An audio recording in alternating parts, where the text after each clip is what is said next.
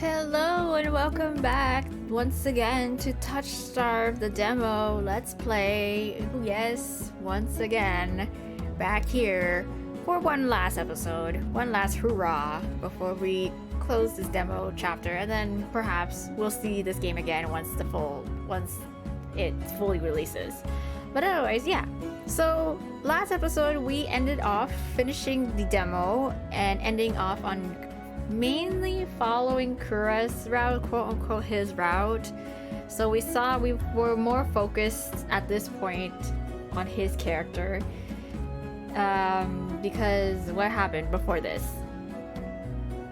Kuras and Min led us back to the Wet Wig. We ended up meeting the rest of the castle. It turns out they all know each other, surprise surprise. So they're all just hanging, chilling at the bar. And Kuras and Min had business with Leander. We had a bit of a talk, and then so they went off to do that, and then we were left with Ayas and Veer.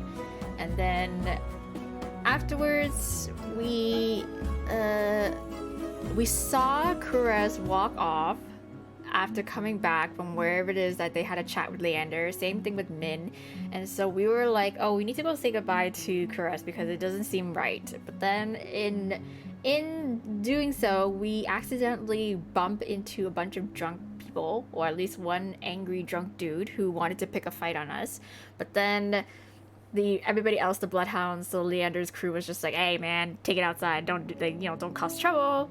So the drunk dude ended up leaving us alone, I think. But then Ayas went up to him and punched him in the face anyways, kind of started a scuffle. So we were just like, oh my god, okay. So now we're just we're kind of observing now in terms of who to go after, because each person was kind of at different points of the bar or leaving the Wet Wick. So we're just like, okay, we need to decide who to follow, else like this will be probably the last person I get to speak tonight.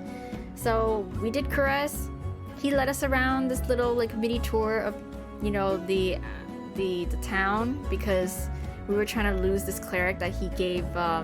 He kind of, duped him into giving illegal substance to. So we did that. We had a little bit of a tour, and then we ended up back at his clinic. We inquired more about the other dudes, the other cast. He kind of gave his opinions and his viewpoints on them, a little bit of information on each of them, not too much, obviously. And so they were like, okay, cool. So then he took us back to the Wet Wick because he's a gentleman, and then he left us. And we had a moment, and then he left us. Basically that's what happens. So now we're back here. We're back here at this point of choosing who to go after. I had reasoned next after Kuras, who was the only reliable one, was Leander, because Leander was pleasant enough, he was courteous enough to get us a place here to stay and help us. So I'm gonna go with him. And see where it takes us. So Leander, let's go see what Leander's up to. Okay, so for the second time today, I find myself squeezing through a crowd to reach Leander. Hello, buddy. As soon as he sees me, his easy smile fades. Why, what's up? Why? You're not happy to see me? Are you right, Hannah? No, I'm okay. I just got shoved, but it's okay. I'm not used to someone looking at me with such earnest concern. I've been through worse today, yeah. From the sounds of it, you've had quite the day. How are you holding up? I'm holding. I could be better. I'm fine. I could be better. Not bad, considering I've been threatened, robbed, and come close to dying too many times to count. I should have known not to let you out of my sight. Well, it's fine. I'm a big girl. I'll get over it. How about the next time you want to see the city, I come along? I can be your personal guide. Okay. You've already helped me more than enough, right? You got me a place to stay, free of charge. Leander signals for the bartender. I'm parched. Do you want anything? Just my water? I'm good. I'll have a drink. I'm good. I think I had enough water for the day. Just water, please. I'm still gonna stick to my water. Just saying. I don't know. Make that too. Once he's ordered, Leander turns back to me. Did you at least get to try any good food? Kinda. I had these fried dough sticks from a vendor near here. That's pretty much. I got some churros. I got some bright churros. As soon as I begin describing my meal, his eyes brighten with recognition. The long lads from Wen's stall? You've got to try them with porridge. There's another stall about a block away with these rosewater rice flour cakes. Take one bite and you'll think you've been transported to some high-town patisserie. Then bam, you open your eyes and it's the same trash-lined street as always. Okay, well, when he laughs, his hair falls over his eyes. He shakes his head and pushes it back. I'll show you sometime, if you've decided to stick around Lowtown, that is. The Iridia Leander describes is far different from the one I've experienced, but if you live anywhere long enough, I suppose it becomes home. It seems like I'll be here for a while. Maybe I'll take you up on that. The bartender returns the pair of glasses and pushes them our way. Cheers. Cheers. Leander clinks his glass against mine. The ice-cold water goes down easy. It was surprising finding out that you all know each other. I didn't think Iridia would be so small. Do you know how many times I've tried getting them all in one place? It's impossible. It's like trying to herd a bunch of soulless. I take it you know them well? Depends. Was there anyone you're curious about in particular? Oh, this is how we transition to asking about the individuals. Okay, we can go down the list because we're gonna ask about all of them and see what his opinions on them are. So what about Min? Min's interesting. Not very forthcoming though, yeah. What do you gotta say about them? Min, my favorite grouchy freelancer. What's your impression of them? Tsundere. They seem lonely, they're pretty irritable. They seem... well, both. They could just put up a strong front just because they are a little bit of a softie, but yeah. I guess lonely? A little lonely? I get the feeling they could use a friend. I think Min prefers to be alone. Well, what makes you say that? I've known them since they arrived into Iridia, and they've turned down every attempt I've made. Well, almost every attempt. He trails off to take a deep swig of his drink.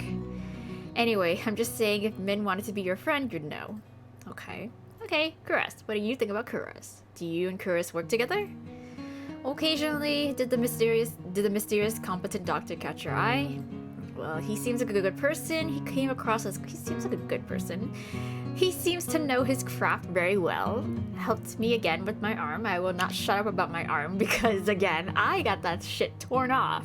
So, he seems like a good person, though it's hard to believe anyone's a good person these days. Yeah. That's Kuras. He works hard to serve the people of Lowtown. He's a miracle worker, even if his bedside manner could do some work. Do you think he might be able to cure my curse?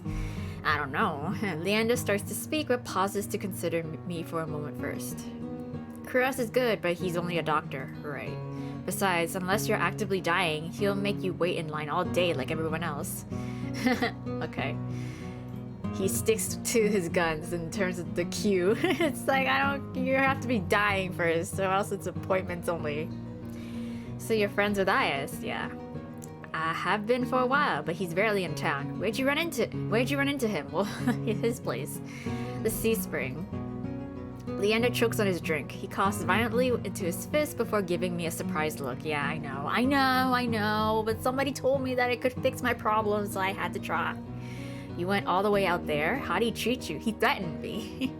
He was up front, he was intimidating. Well, both. But let's just say he was up front. He was very, very, very, very short. Replies are just straight to the point.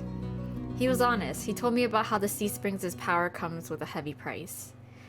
Losing your mind, becoming one of his funny brainless pets. Aha. He sighs, pausing before he speaks again. Does that sound worth it to you, Hannah? Not really. The only pets he has are soulless. Yeah, I know. I didn't mean it like that. Ayas has my respect and takes care of his own. For a moment, Leander stares deep into the bottom of his glass. When he looks up again, the circles under his eyes seem even deeper than usual. All those red-eyed minions creep me out. Can we talk about someone else? Yeah, sure. Beer. What do you know about Beer?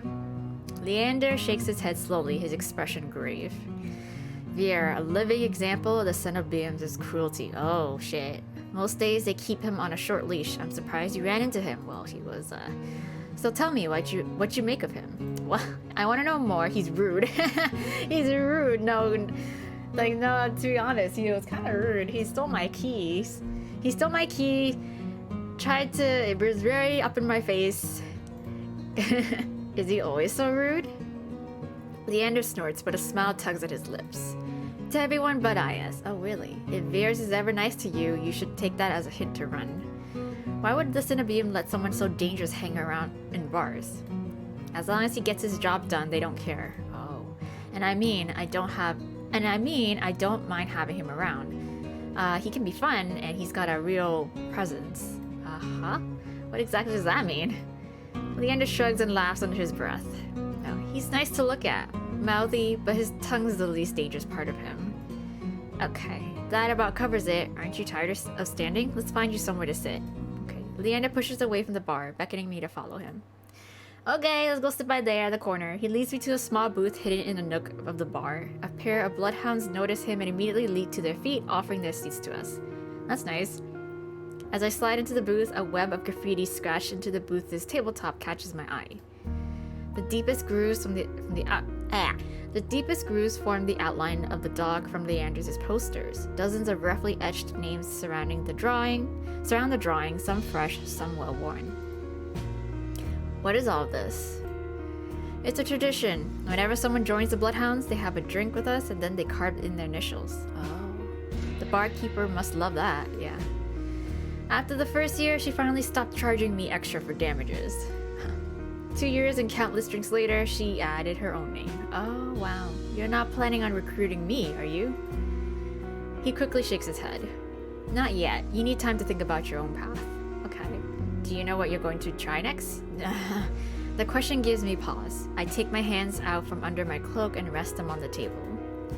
Do you think you can help me? Of course. We can find answers together.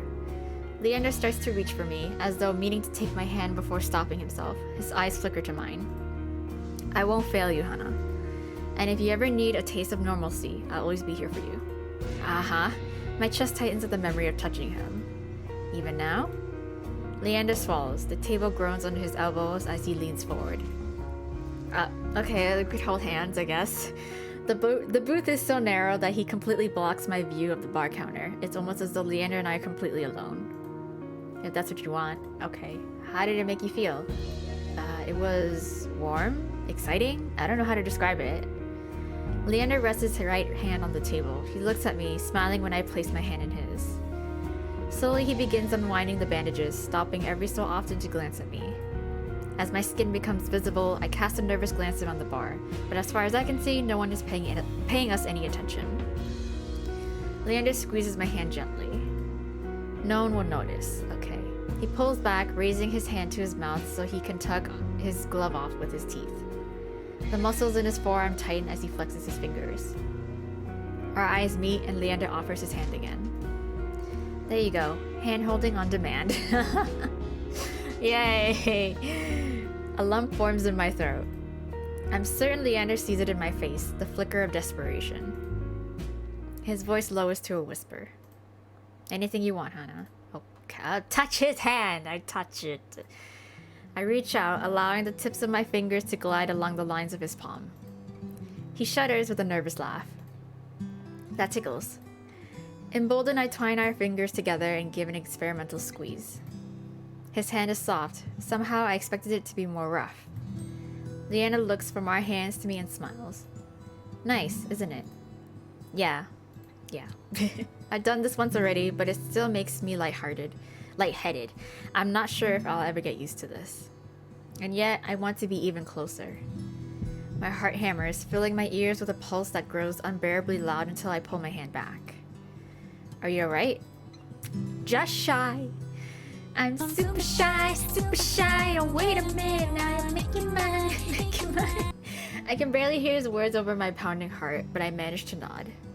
Yeah, I'm fine. Sorry, I think I'm just getting a little dizzy. He gives me a gentle smile, eyes crinkling at the edges. You've had a long day. You deserve some rest. Yeah. Luckily, your room is just upstairs. Want me to walk you back? Okay. I shake my head and begin wrapping my hand back up. With each deep breath, my head feels more clear. I'm fine, but thanks for, well, everything.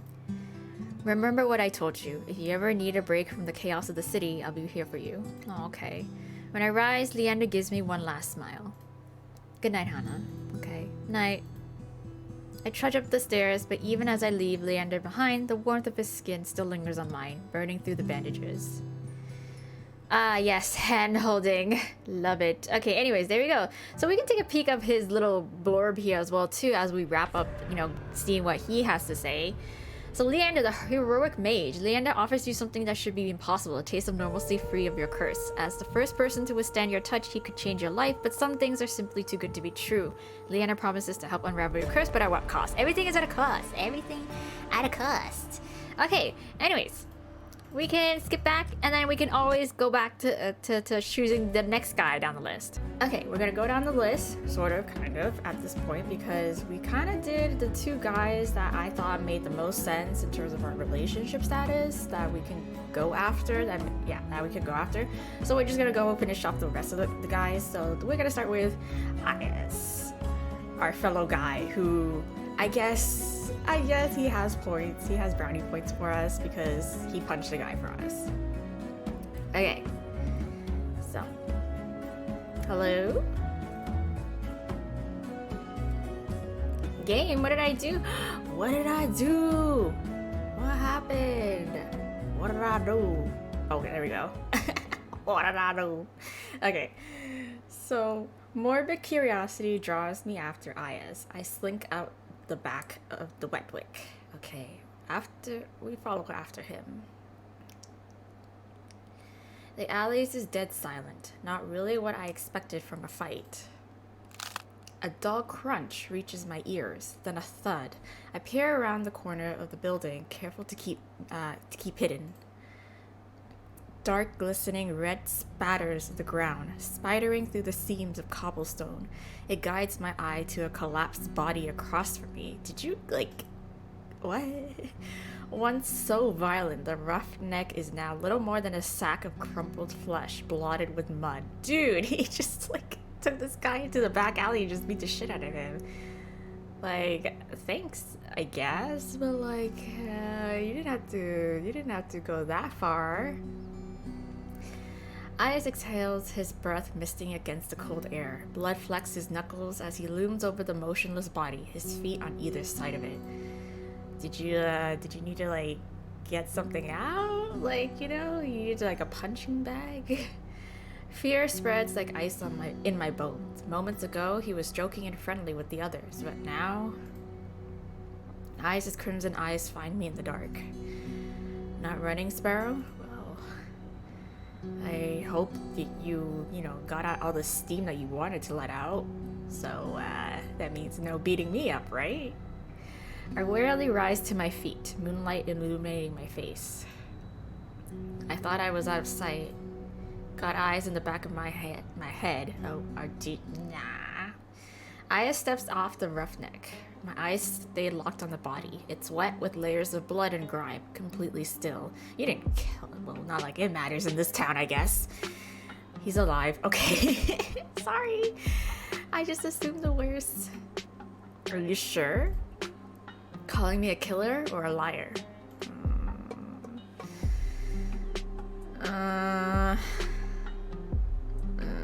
What's worse?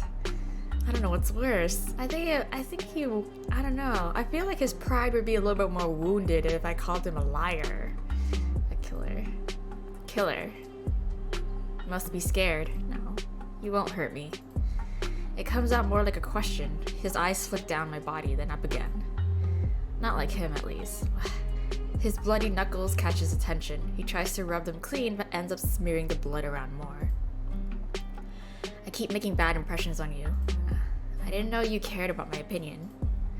Just prefer you didn't piss yourself when we talk. Well, I'm not pissing myself right now. Annoyance bubbles in my chest. Well, I'm not pissing myself, yeah, even with your bad impressions. Like the first time we met, Ias chips away at my fear, replacing it with irritation instead. Ias kneels beside the roughneck and frisks him. I can't help but wonder if the crime was worth the punishment, but I hold my tongue. Deftly, Ayas' hands search through the roughneck's pockets. It doesn't take him long to find his prize, a cigarette and matchbox. Did he steal from you, or are you stealing from him? He strikes a match. Sparks light up his angular features with a golden glow. It's distracting for a moment, but my gaze inevitably drops back to the muddy body. You're just gonna leave him there? Ayas draws deep from the cigarette. He exhales heavily, smoke curling past his lips. I breathe in the sweet spice scent of cloves. As his tension melts away, he looks at me with cool-lidded eyes. Should I give him a blanket? Oh, that's not what I meant, but at least put him behind a trash can. Unbothered by the maybe corpse, he takes a seat on a crate opposite the bar. I stand awkwardly, forgetting why I came out here in the first place. An unpleasant silence stretches between us. Weather's nice. I can't believe we're talking about the weather. Cold, murky, and humid, he means. I want to believe he's teasing me, but for all I know, this is pleasant for Iridia. Heh. Sounds like England. Was Princess good company? Princess. Who? What? You mean the dog? He takes another long drag. His metal ring catches the light of the cigarette in a flash of red. The soulless who escorted you back. You named it Princess? Jealous? No. It's like that one meme where it's the werewolf, the werewolf Halloween decoration, and it's beside the golden retriever, and the golden retriever's named Vladimir the Impaler, and then the werewolf looking thing is just Princess. It's literally that. I return his smile. You have no idea. You have no idea. Yes, so jealous.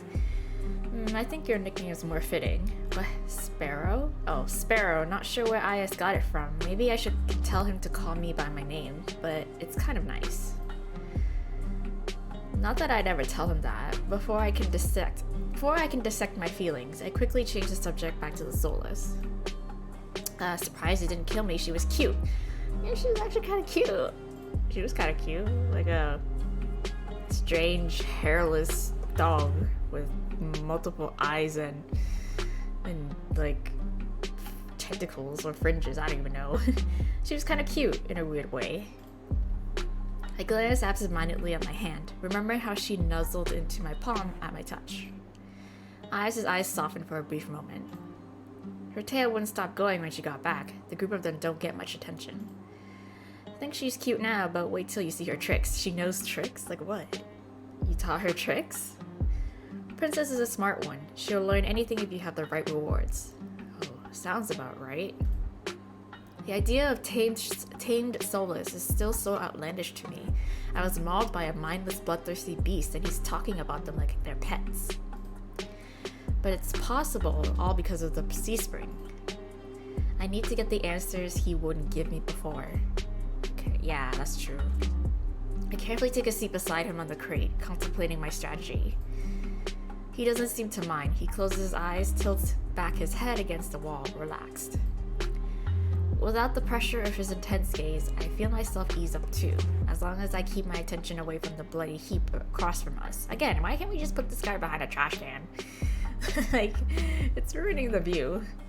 I glance over at Ayas and allow my eyes to linger. Oh wow, very close. Wow, biceps and a tattoo. A sea glass colored tattoo spirals up his arm, painting over grooves of muscles. Silver jewelry glints in the moonlight. It draws my eyes to his bare chest, roughed hands, carved jaw. His ears, his horns, his pupils, everything about him is sharp, even the fangs that only show when he grins.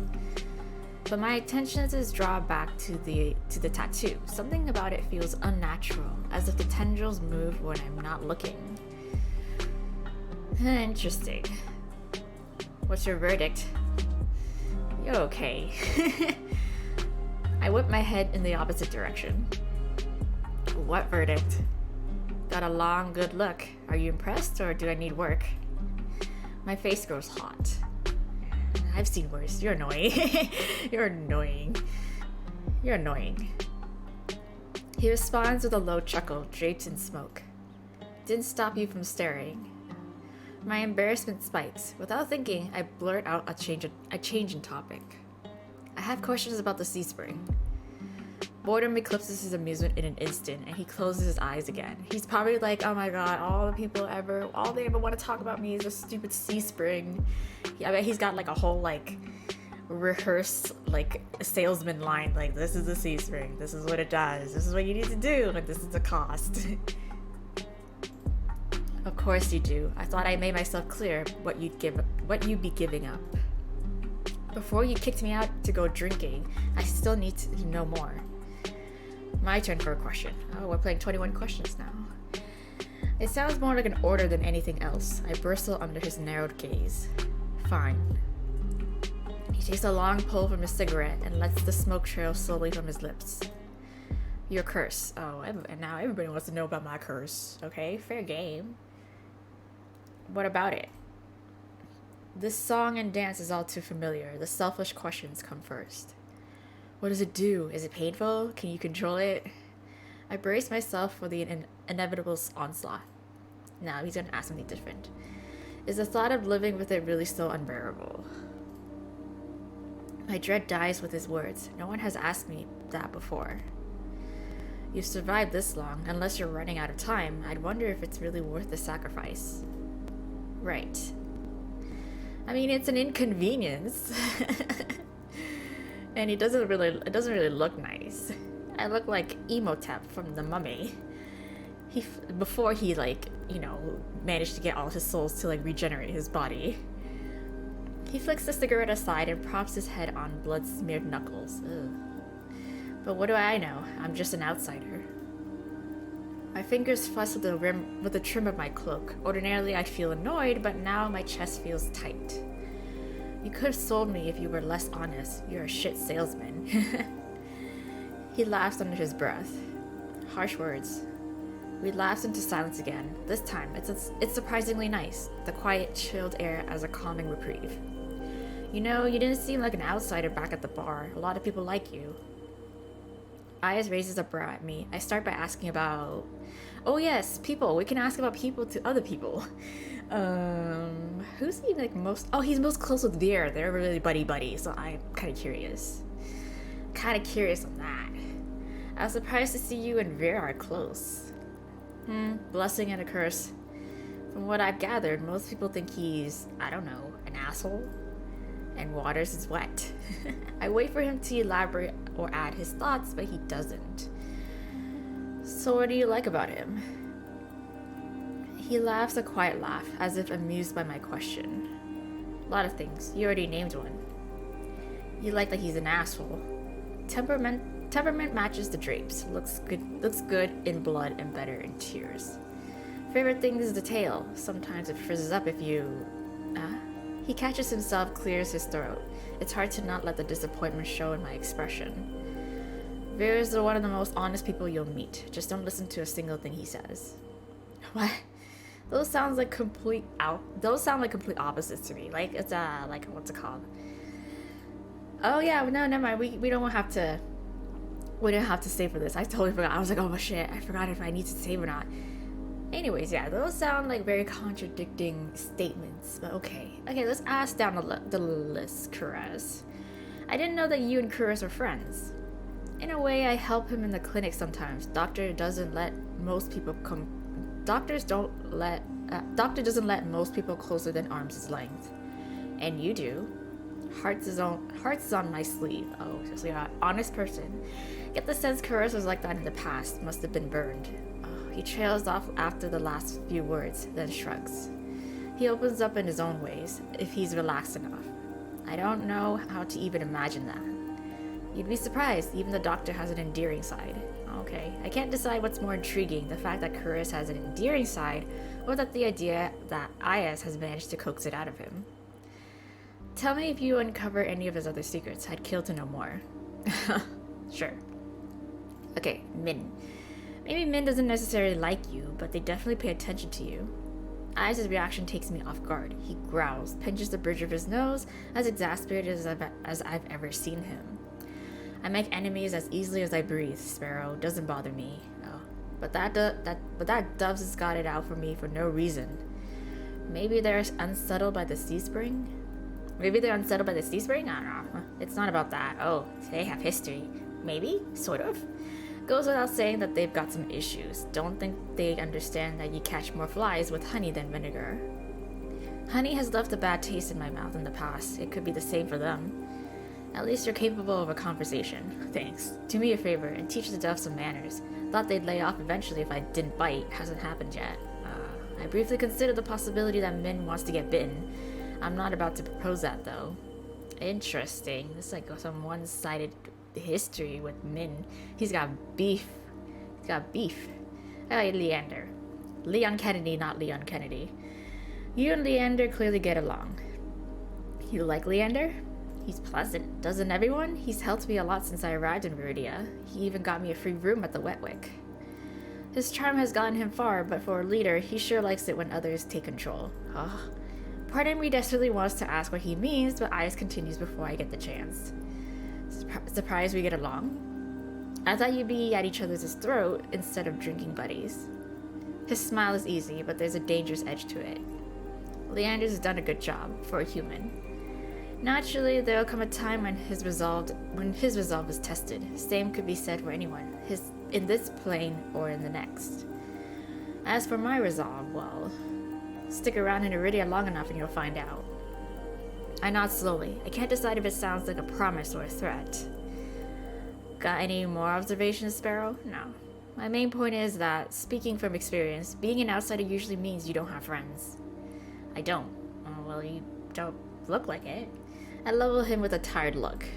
Fine, I'll confess. I have one friend. Yes, exactly. Who's that? Don't say yourself. Or the dog. Oh, another hard to pronounce name. Ocutus. I'm just gonna go with that. As soon as he says the name, a thick wave of unease runs through me. The same sensation I felt at the sea spring and in the outskirts. Ocutus. But as quickly as the sick feeling hits me, it dissipates, leaving me oddly numb against the prickling cold. Who's that? A friend. It lives in my head. Huh? What? It lives in your head.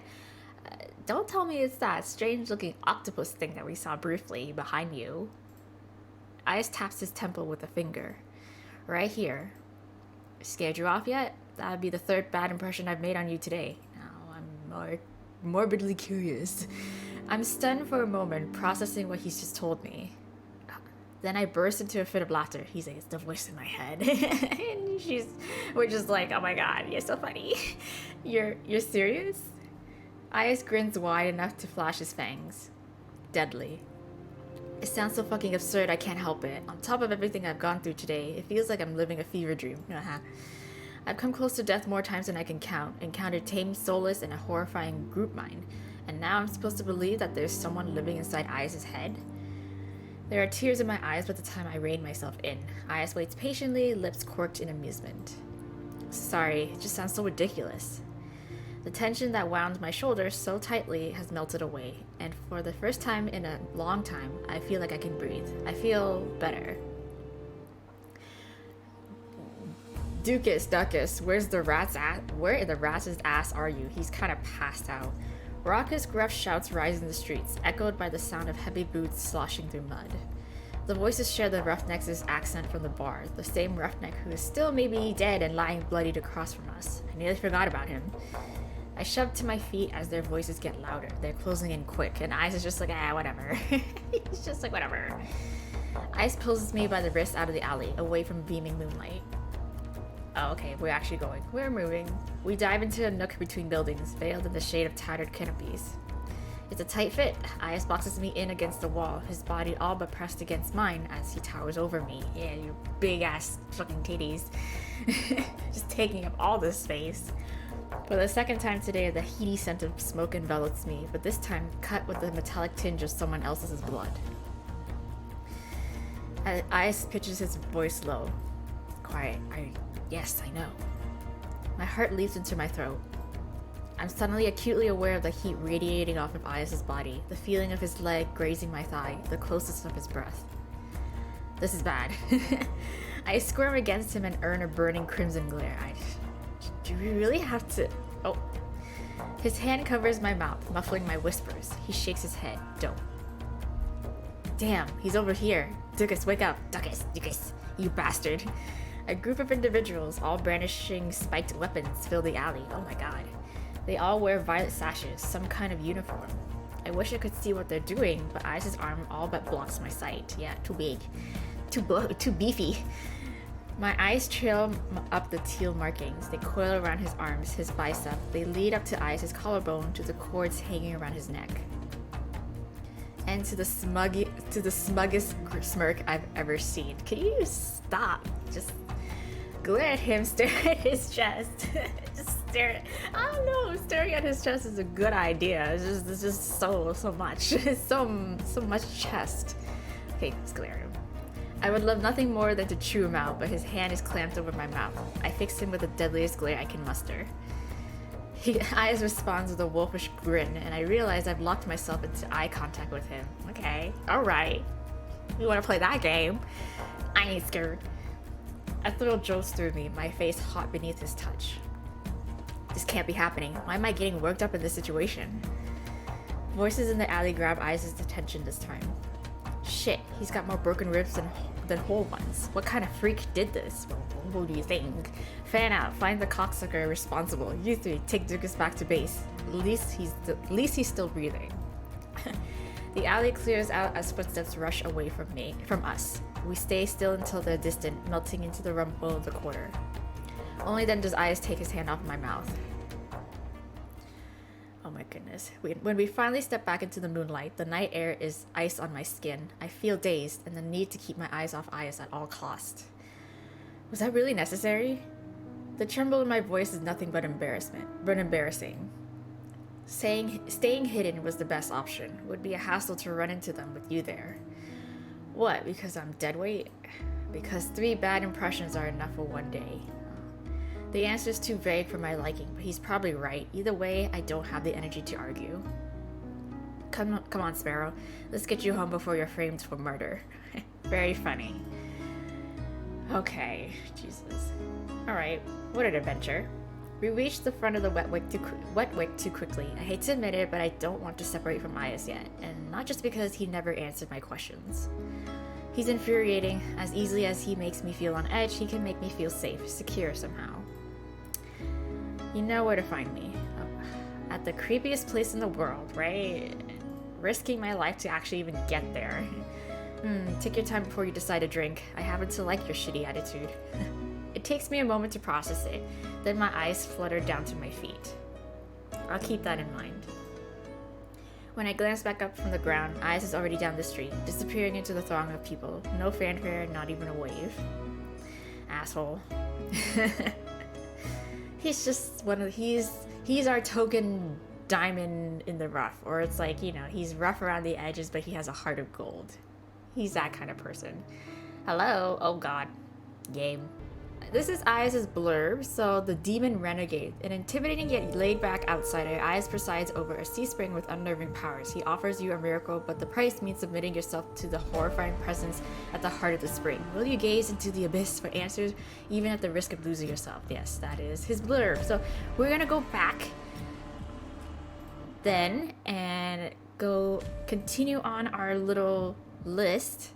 We only have 2 more guys left to really kind of read up on them. So we're gonna go with Min. Okay, let's go with Min. So I can't let Min slip away so easily. They might be the most standoffish person I've met so far, but they're the only ones who seem to even close to neutral on Cenobium. That's I just realized midway. Cenobium. You know what? Potato. It's fine. My gut tells me that they know more about that tower than they're letting on. By the time I make it out of the bar, they're already halfway down the street. Drawing my cloak close to ward off the chill, I hurry after them. But at this hour, the Amaryllis district is full of carousing people. While Min slips through the crowd with surprising agility, I struggle to keep pace. The edge of their cloak flutters as they round the corner. Min, wait! Determined to at least try and catch up, I take the same turn into a dim side street. I'm pretty sure they know that we're following them, and they're gonna turn around and be like, why are you following me? But Min is nowhere to be seen. Didn't you learn your lesson earlier? See, I told you. I know these things. See, I know. I nearly jump out of my skin, whirling to find Min right behind me. They don't even look ruffled. They fold their arms, pointedly staring me down. I thought nearly getting eaten would teach you that being out alone at night is dangerous. Well, what about you? I'm not alone, am I? I'm not alone. I got you. You're here. It's a good thing I'm not alone then, isn't it? Min looks at me in blank confusion for a moment before realization dawns. Are you always so persistent? I'm just smooth with my words, okay? I don't really know how to read them. They shift between aggressive and hesitant without warning, and I have no idea how to tell which way they'll swing. But I can't help feeling a little thrill when pink sweeps across their cheeks. I kind of have to be. It's how I stay alive. Min recovers their composure quickly, their mouth shifting into a frown. They glance away, eyes sweeping across the street. You've been lucky so far, but it won't last. Nobody in this city is trustworthy. Well, not even you? Especially not me. I've met clams that opened up more willingly than Min. But even if they don't talk about themselves much, they must have opinions about people. Yes, let's go down the list. Okay, so what's Kuras? Yeah, they have the most close relationship. You and Kuras seem to get along though. The tense lines of Min's features soften. He's an exception. Few people are willing to help others. Fewer when there's any risk involved, and of them, Kuras is unique.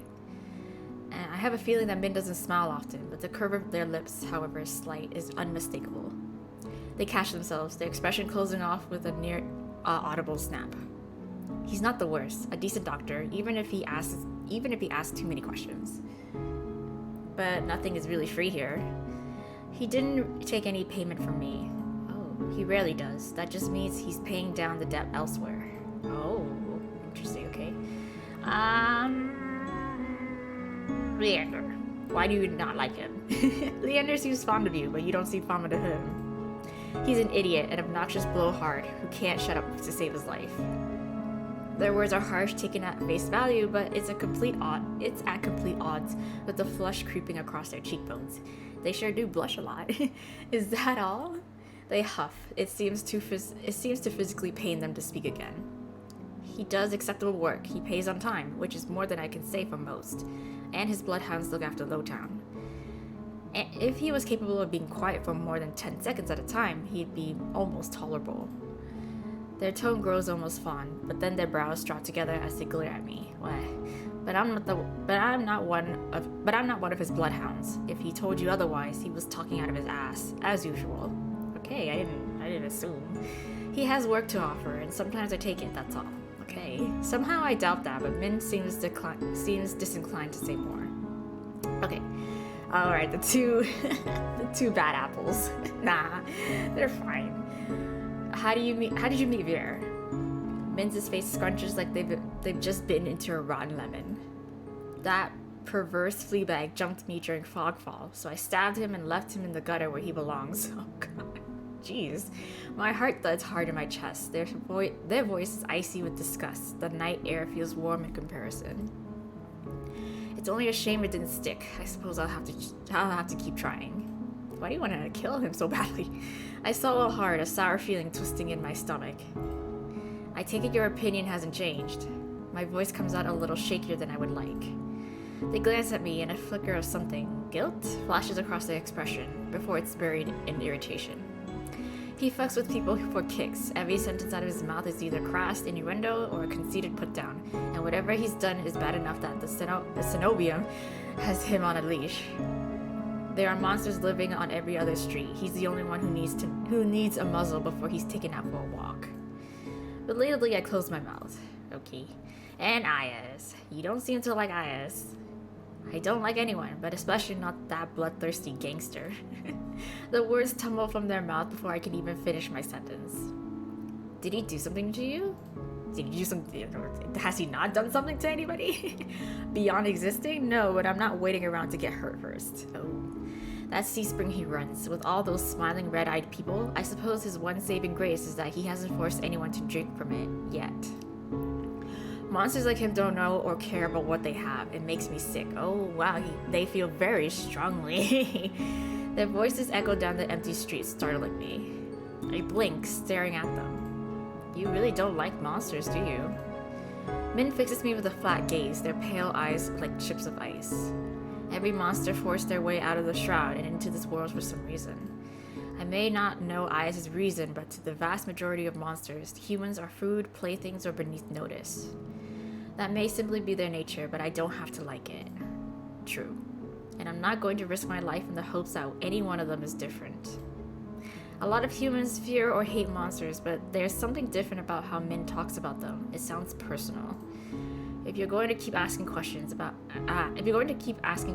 ask about something else. Doors bang open at the end of the street. Light and laughter pours out of the bar, followed by a group of giggling people in white uniforms. Cenobium? Yeah, I was gonna say Cenobium people. Cenobium students having a night out on the town. Min hesitates only for a moment before they start down the street, in the same direction as the students. Where are you going? Why are you following them? When I follow close on their heels, they grimace, speaking through gritted teeth. Why are you still following me? Listen, I have nothing better to do. When I asked them about Vera, I noticed something odd, besides their vehement dislike of him. While Min didn't exactly sound enthusiastic about the Cenobium, they were the first to speak of it with anything besides open animosity. Ahead of us, the student piled into another bar. Min ducks into the alley next to it. If nobody in this city is trustworthy, what about the Cenobium? The line of their narrow shoulders abruptly tenses. They lift their chin, giving me a wary look. Curus must have warned you about the nature of the city's currency. Yeah, knowledge. Right.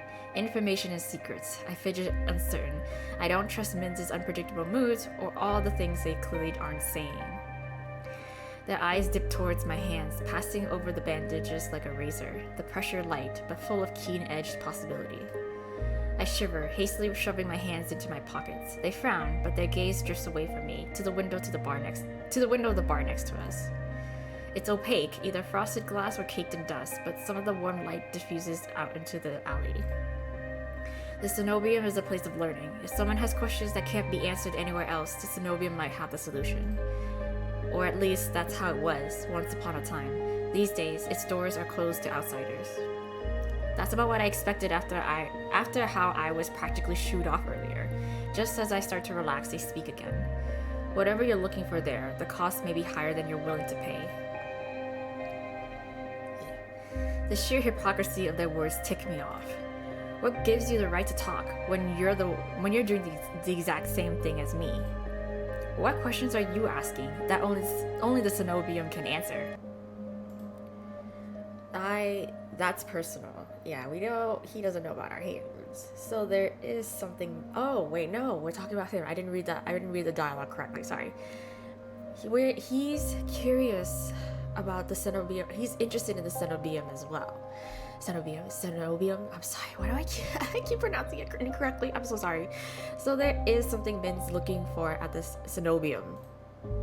I suppose that makes two of us. If they're following groups of Cenobium students around, they must not be having much luck either. Everyone else seems to fear or hate the Cenobium, but you don't. They flinch.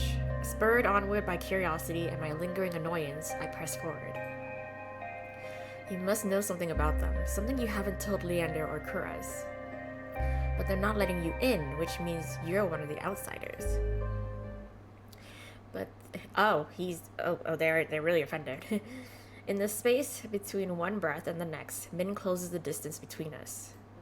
Slender fingers grip the front of my shirt, and they slam me against the wall with shocking strength. The force of the movement knocks their hood back, messy hair fluttering around their face. I'm standing on tiptoe. Min's has lifted me nearly clear off the ground with a single hand.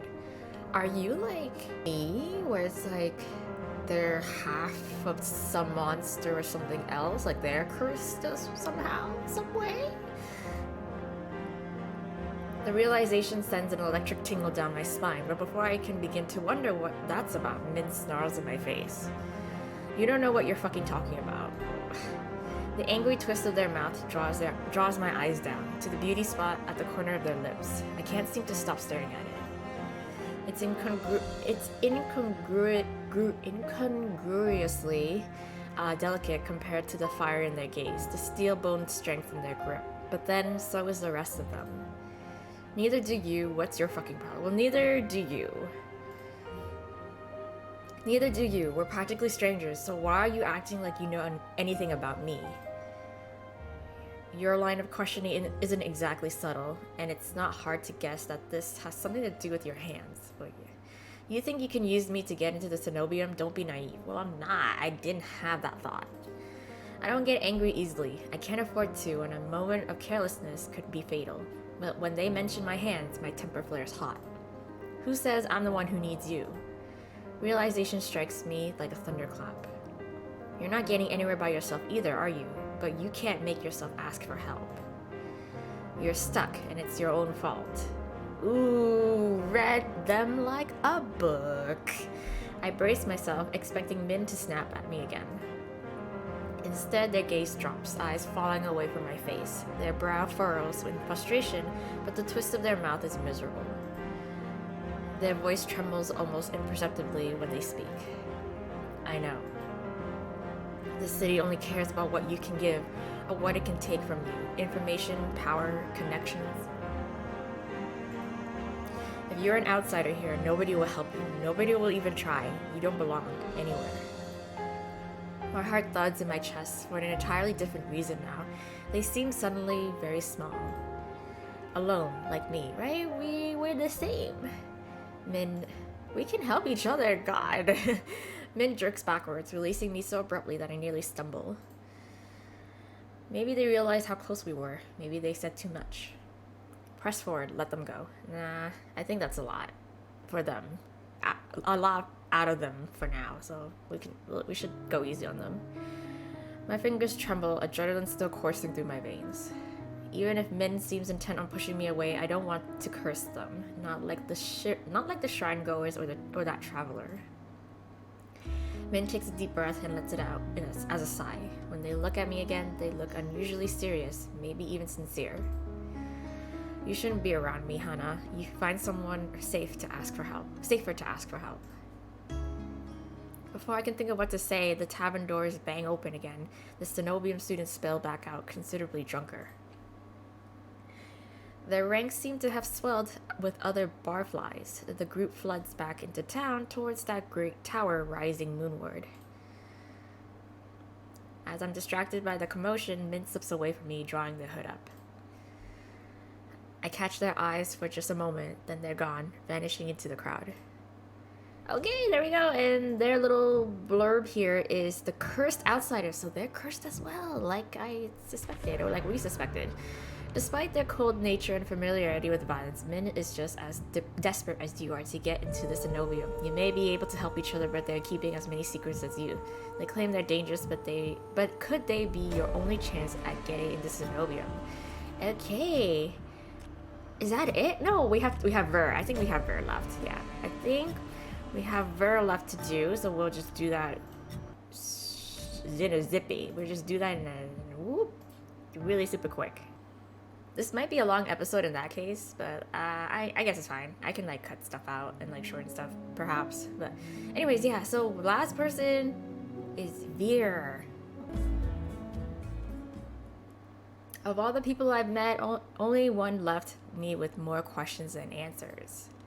Veer knows more than he's letting on, I'm certain of it, and if he's feeling as playful as he was earlier, I might be able to get information out of him. Are you drunk?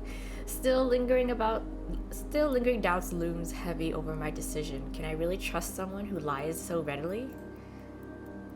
Well, it's worth a shot. You never know, it's a 50-50. Returning to the bar is slow work with the heavy crowd vying for drinks. When I find Veer, he's leaning against the counter with his elbows propped on the edge and a wine glass raised to his lips. Not for the first time, I catch myself staring, and judging by the looks I see thrown his way, I'm not the only one. Yet there's a clear ring around Veer no one else seems bold enough to cross. One ear perks at the sound of my approach, but Veer doesn't so much as look my way, even when I slide onto the seat beside him. I didn't think you planned on sticking around. A free drink's a free drink, even if it tastes like rat piss. Didn't you say you wouldn't be caught dead slumming in this shithole? Veer takes a delicate sip of from his glass, but his tail thrashes below the bar. You've caught me red-handed. He peers at me over the rim of his glass. In the low light, his eyes glitter jewel-bright with amusement. However will you punish me? I figured my company's punishment enough for you. Veer's lips twitch, and he smiles despite himself. So, you survived the night. Are you here for praise, or will a head pat do? I feel a muscle in my jaw flex at the cruel twist to his smile. His arrogance has made a full recovery, meaning only one thing. Veer has sobered up, so much for my plan. Damn. About that, turns out you were right. I did run into trouble. Yeah, I almost nearly got killed right after. Or no. Well, aside from having been led to Ayaz's Red Spring and then coming back from it and nearly getting killed by that soulless. Now I can't decide if you're an oracle, an actual threat, or just completely full of shit. Veer scoffs. Most women would buy me a drink before insulting me. After the way you jerked me around, if anyone's owed a drink, it's me, right? You stole my key. Veer falls so uncharacteristically quiet that for a moment I fear that I've actually crossed a line. Then he props his chin on his wrist. I don't think you understand how things work here. Information is a luxury, one you flung carelessly aside. I'm not following. If you valued my words, you'd have taken them seriously. I gave you free advice, warned you of the danger you were in, and still you went prancing off to the sea spring. Oh, I was desperate. Small wonder the soulless didn't tear you to ribbons. My first impulse is to argue, but what he said doesn't sit well with me. How does he know what happened to me? Did Ayas know? What's soulless? How'd you know I left? How'd you know I left? How do you know I left Iridia? I have a very sensitive nose, remember? Oh, right, how could I forget? Do you normally greet people by shoving your nose into their laps like an overeager Labrador? For a heartbeat, Veer's eyes grow wide and flat. Then he laughs under his breath. Only the ones I like. Veer trades his empty wine glass for a long abandoned tumbler sweating beside him. Soft lumps of ice bob in the watery jets of whiskey. But the truth is, I despise most people. Well, you and me both. I don't really like people a lot either. His eyes flicker over my shoulder, and thin as Leander's boisterous laughter erupts from the other side of the bar. What? Okay, I'm lost now. Anyways, whatever. What about me, now that we've started off on the right foot? He turns, angling so he can look over me. His gaze is agonizingly slow as it glides over me. Finally, his lips cork. I haven't made up my mind about you yet. It's the start, or so I think, until his eyes slide away and he turns back towards the bar. It's not Veers' attitude that bothers me. No, I expected that of him. It's the fact that I've got no idea how I'm supposed to hold a conversation, much less get answers when he's being so testy, and his foul mood is infectious. Did I do something to piss you off? Or are you like this angry all the time? I don't know. This pissy all the time. He lets out a short breath. No. Another lie. I'm close enough to catch the subtle bristling of his tail. I'm just disappointed. What do you mean? People like us can't help but attract danger, yet you seek it out, and for what? Cheap thrills?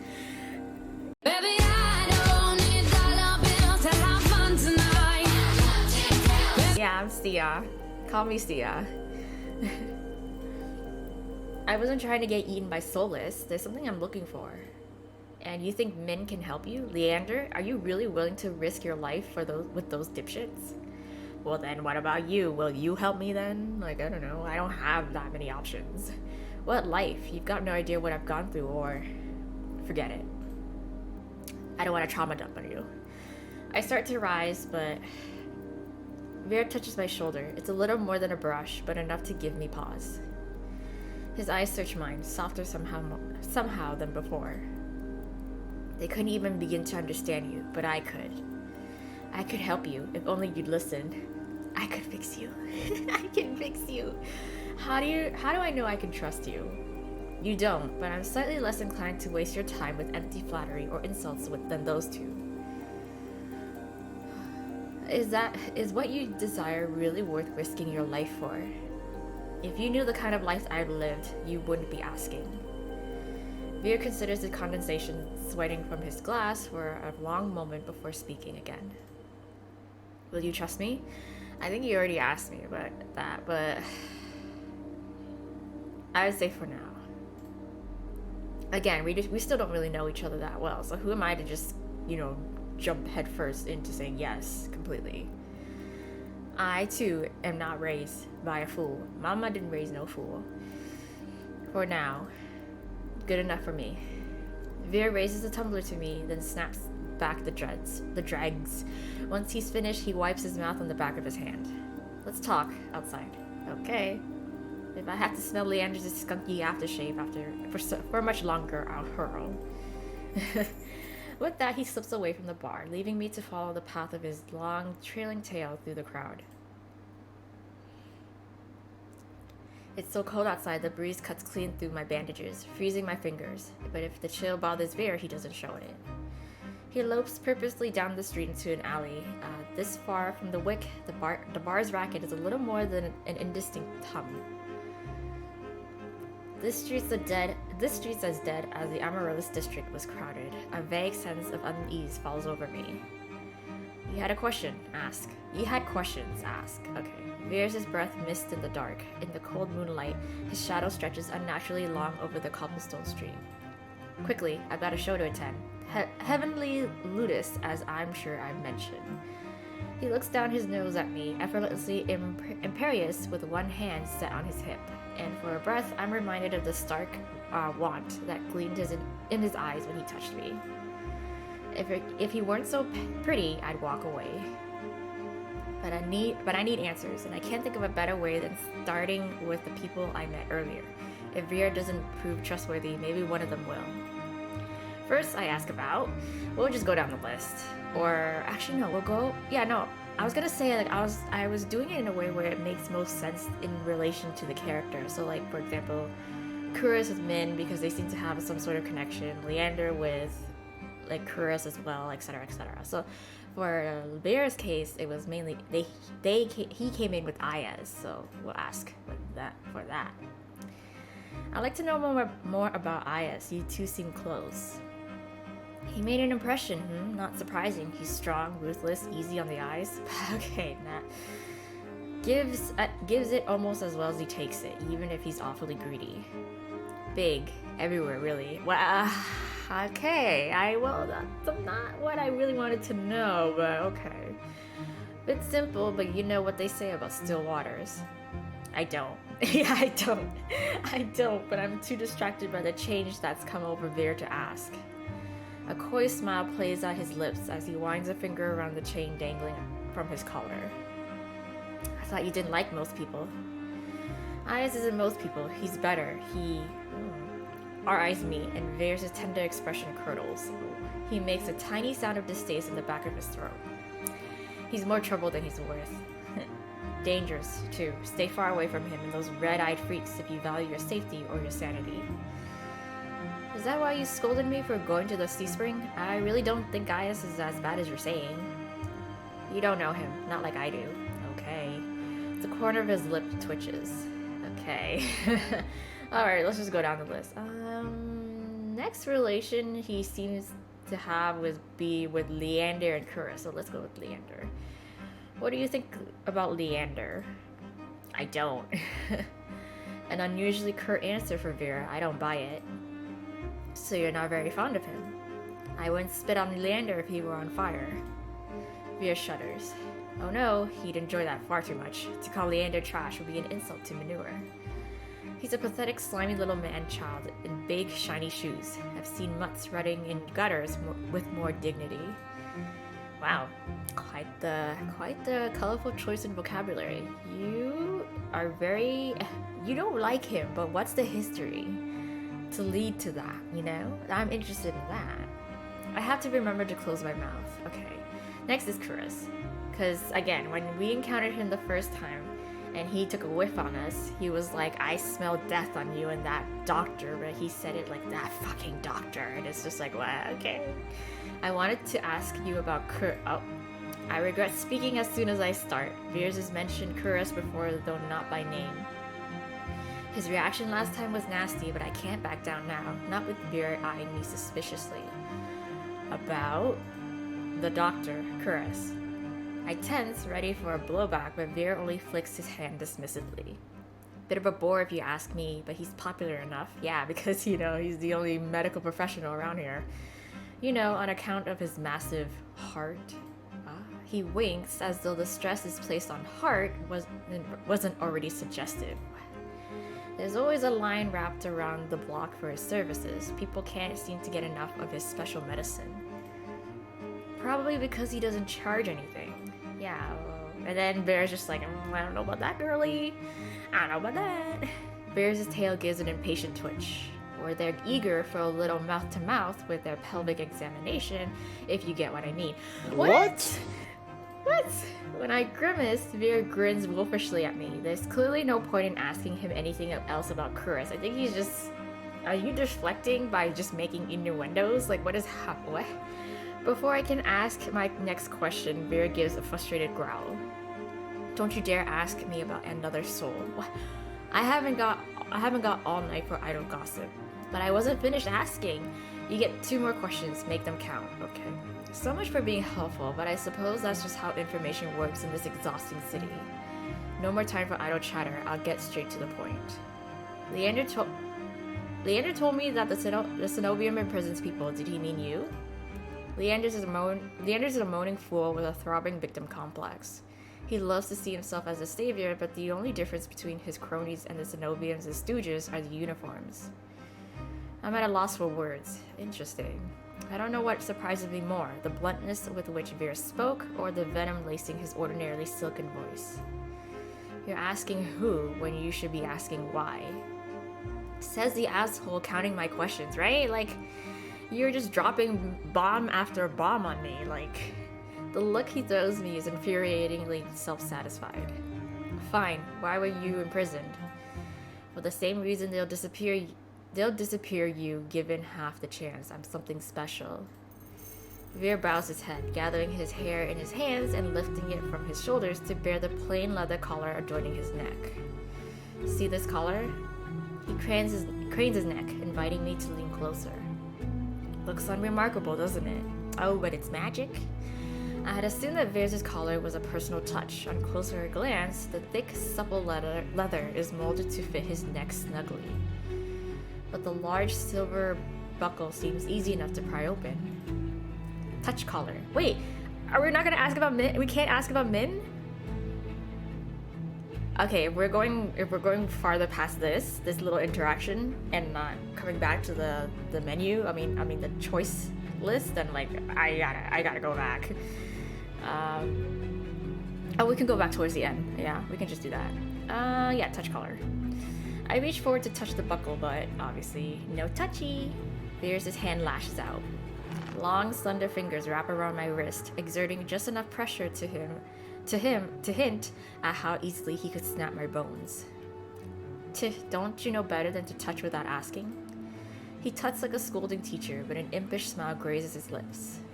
Can I please? You didn't ask me first. Well... true, but also like knowing him. Fine, I'll bite. Can I please? Our eyes meet, his thin with amusement. No, you may look, but don't touch. Okay. He lets go of my arm.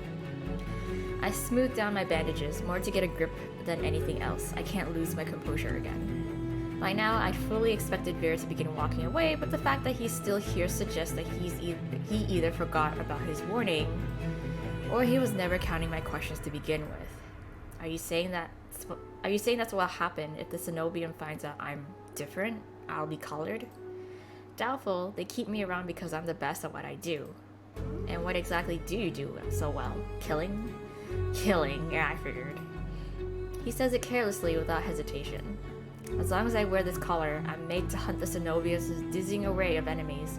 Monsters, soulless, noisy dissidents who grow overbold. I'm bound by their will until the day I die. That's awful. Vera murmurs in agreement. It is, isn't it? And that's all you're getting from me. I really must leave now. I'll be late. That's it? Why'd you bring me here if you weren't going to explain anything? He has the nerve to laugh. Isn't that obvious? I wanted to lure you out here alone so I could eat you. You're lying again. And you're asking far too many questions for someone hiding so much. Oh well, you got me there. He sneers and reflexively I shove my hands deep into my cloak. Well, yeah, we're gonna have to just come back to ask about Min then. What makes you think I'm hiding anything? Oh, I don't know. Maybe it's the tough act or the way you tense up at the slightest provocation. More likely it's the bandages, not exactly subtle. I'll be going unless you're willing to share more morsels with me. There's a biting edge to his playful tone. I can't tell you anything. Not yet. Yeah, wrong. You can start with what you are. I'm cursed. There. I take a step backward, but... Oh.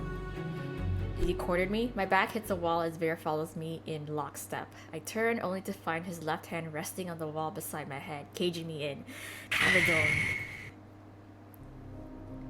Okay. Vera reaches for me. His fingers curl around my chin and lift, forcing me to meet his lidded gaze. Would you believe me if I said that the eyes are the windows to the soul? Well, that's an old saying. That's pretty common. My eyelids twitches. Cliché, I know, but let me tell you a little secret. Veer leans in until his lashes tickle my cheek and the warm, faintly spiced scent of his hair drowns out the stench of greasy cooking fires and chimney smoke. There's nothing you can hide from me. Okay, I get it. His voice is so low, so supple I could slip into it. You poor thing, misled by those you trusted most. You caused so much suffering unknowingly. I know that pain. I can help you forget it all. Oh, I swallow thickly. How could he possibly know? No, this must be some kind of trick. But for once, Veer isn't smiling. All that suffering has made your soul so irresistible. Can he see souls? Is that it? His piercing eyes pin me to the spot. The look on his face makes my blood run cold. I've seen it before. Traveling through the waste, the lanterns would occasionally reveal carcasses picked clean by starving scavengers whose eyes shone in the dark with the same ravenous hunger. Veer takes a shuddering breath. You're trembling. What if you and I went somewhere quieter, alone? Resist him, surrender. No. Part of me wants nothing more than to let him take me, to surrender completely to him. It would be so easy. But I'm not about to give up now. You're late. The Ludus. Yeah. Veer blinks. His voice comes out soft and breathy. Shame. He eases back, and for what feels like the first time since he cornered me, I breathe, but my relief is short-lived. Nimble fingers trail down my jaw before closing around my throat. The touch is feather light and teasing, but my pulse still leaps. One last thing, Hana. Spoken so softly that the pounding of my heart nearly drowns out his words. Call me a dog again and I'll break you. Understood? What did you hear that? I didn't say that. When did I say that? His lips curve, but there's no humor in his voice. Yes. Good. As soon as Veer releases me, I sink against the alley wall to catch my breath. He looks down on me, his expression distinctly smug. Let's get one thing straight. I ate a monster 3 times your size for breakfast. 2, actually. The first tasted dreadful, like a fisherman's old ashtray, but that's beside the point. You and I may be alike, but don't ever forget what I am, or what I do best. He flashes me a dazzling smile. Hana! Anyone seen Hana? Oh, who's that? Who's actually? Oh! I was gonna say, it's like, someone's actually looking for me? What the heck? Leander's voice echoes from the direction of the wick. I whip around. I nearly call back before remembering Veer's apparent distaste for Leander. I glance back at Veer. He's gone. He's gone. Only he's gone, vanished into the dark. I'm left in the deserted alley, trembling with a delirious mixture of exhaustion and excitement. Fuck. I let out a long, shaky exhale that condenses in the freezing air. Only once my racing heartbeat slows do I make my way back towards the wick, guided by the distant sound of Leander's voice. Okay, and we can read his blurb, but then I'm honestly gonna go back and ask about Min. Like, I can't believe he cut me off there. Like, how dare you? So, the chained charlatan. Veer serves as a warning of the dangers posed by the cenobium. As cunning as he is curious, Veer finds you fascinating and insists that he can help, but trusting him means entrusting your life to a colored beast with a lethal reputation. Can Veer protect you, or are his honeyed words a trap waiting to snap shut? Okay, there we go. So we're gonna quickly go back. Quickly go back here. Fast forward to the questioning, and then ask about Min. Okay, here we are. We're back. Okay, so we'll ask about Min. I've got to admit, I was surprised to see that you and Min know each other. Are you friends? Oh yes, we laugh and go shopping and have sleepovers where we braid each other's hair and kiss with a little tongue. Okay, I'm beginning to wonder if Veers has ever had friends. Let me guess, you don't like them. Can't stand them. The first time we met, they stabbed me. Oh yeah. They did mention that when we asked about Veer. Slid cold hard steel between my ribs. Nearly nicked my heart. It was exquisite. Okay. The knife, I mean. Some sort of antique. Min's has done nothing but disappoint me ever since. So you're not close. Yeah. I don't think you'd be close to somebody after they try to stab you. I don't know. Can you imagine me being friends with that crabby little killjoy? Impossible. Not unless they learn to lighten up. And I'm afraid not even a surgeon as practiced as Kuras could remove the stick wedged firmly up Mince's pert ass. Okay, that's all he has to really say about them. Okay, anyways, what can go back now? That means we pretty much finished it all. I know the game said that there's some replay values on it, but I feel like it might pertain more towards what sort of backstory you would go with. So again, depending on which story you go with, the dialogues will switch it up a bit, because then it would relate more to our past experiences, is what I can only assume. But otherwise, I feel like for the most part, I would say most of the dialogue between the characters should remain the same. So yeah, I'm not gonna delve too much into it. Like, maybe perhaps when the full game releases, I would do so then. But yeah, for now, no. I'll just leave it here because it is just a demo. And honestly, yeah, you guys should check it out if you guys are curious to see how the different backstories for the main character would play out in terms of the interactions with the story characters and the guys. But yeah, anyways. That's it for TOUCHSTARVED. Thank you so much for joining me on this little demo let's play. I'm intrigued. I am thoroughly intrigued by this game and the story, because I would admit there's some compelling characters. There's some compelling characters and compelling backstories to really delve into in terms of like world building. I am curious. I'm very curious.